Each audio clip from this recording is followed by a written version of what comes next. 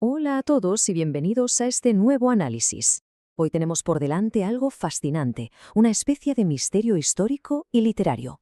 Vamos a descifrar un texto antiquísimo, lleno de metáforas, pero lo vamos a tratar como lo que realmente es, un caso legal divino. O como se diría en hebreo antiguo, un rib. Vamos a sumergirnos en el primer gran rechazo al culto por parte de Yahvé. Es como si Dios llevara a su pueblo a juicio a través del profeta Oseas. Así que preparaos para analizar pruebas y llegar al veredicto. Bueno, vamos al lío. Esta es nuestra hoja de ruta para hoy. Primero veremos la acusación en sí, luego esa pérdida de la razón, pasaremos a la metáfora de la traición, los santuarios corruptos y finalmente el veredicto y cómo encaja aquí el profeta Amós. Empecemos con la sección 1, la acusación. Vamos a delimitar nuestra escena del crimen. Para responder a la primera gran pregunta exegética, o sea, ¿dónde nos ubicamos exactamente?, tenemos que aislar el texto. La unidad literaria que vamos a investigar abarca desde el versículo 11b hasta el 19 del capítulo 4 de Oseas. Fijaos, esto no es una rabieta suelta del profeta, es un rib en toda regla, una demanda en la que Dios sienta a Israel en el banquillo de los acusados. ¿Y de qué se les acusa? Pues el tema central que sobrevuela todo esto está clarísimo: infidelidad e idolatría. Pasamos a la sección 2, la pérdida de la razón y los guías falsos.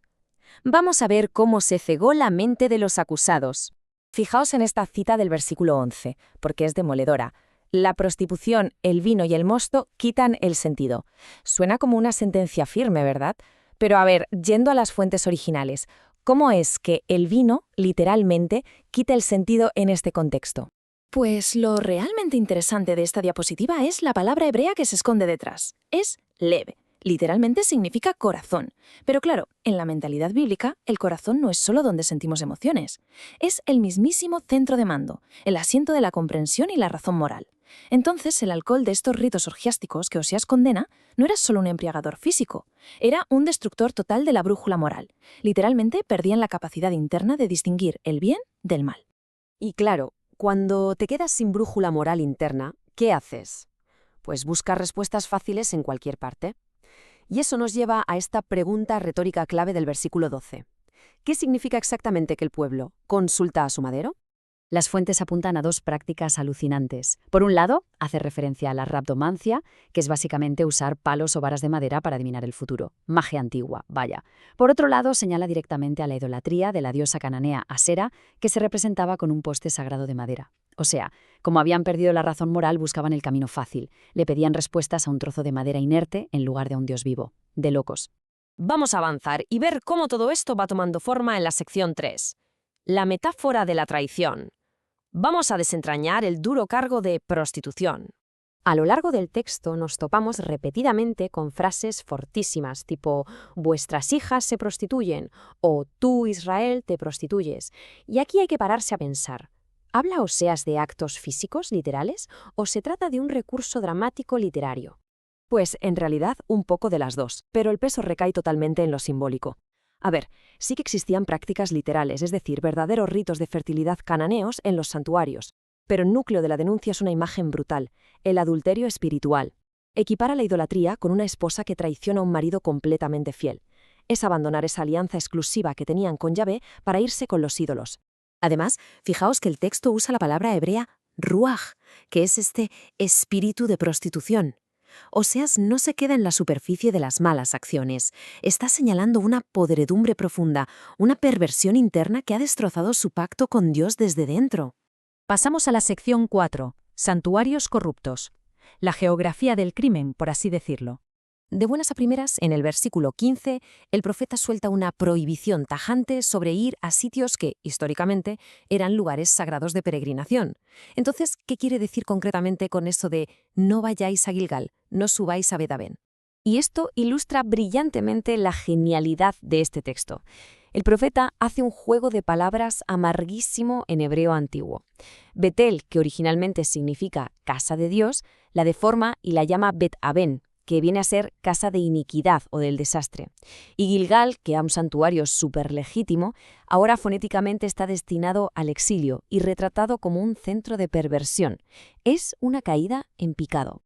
Justo aquí vemos en el comentario académico lo que os comentaba. Un lugar sagrado construido para buscar la presencia de Dios se había contaminado tantísimo con los cultos cananeos que Oseas básicamente exige un boicot absoluto. Ir a esos santuarios ya no era buscar a Dios, era ir directamente hacia el desastre. Y así llegamos a la sección 5, el veredicto y Amós, la sombra del predecesor. Ya en el versículo 18 nos encontramos con la última acusación, que es lapidaria. El profeta dice que prefieren la ignominia a su prez, es decir, a su gloria. Pensemos un segundo en esto. ¿Qué implica esta acusación tan definitiva? La clave está en la palabra hebrea boset, que se traduce como ignominia, vergüenza o deshonra. Pero no se queda ahí. En realidad es una burla, un insulto súper calculado para deformar el nombre del dios cananeo Baal. Significa vacío y fracaso absoluto. Cambiar su gloria, que es su Dios legítimo, por la ignominia, es irse detrás de ídolos vacíos que solo te van a garantizar el más absoluto de los fracasos. Como podéis ver en las notas exegéticas, las fuentes confirman este juego verbal deliberado.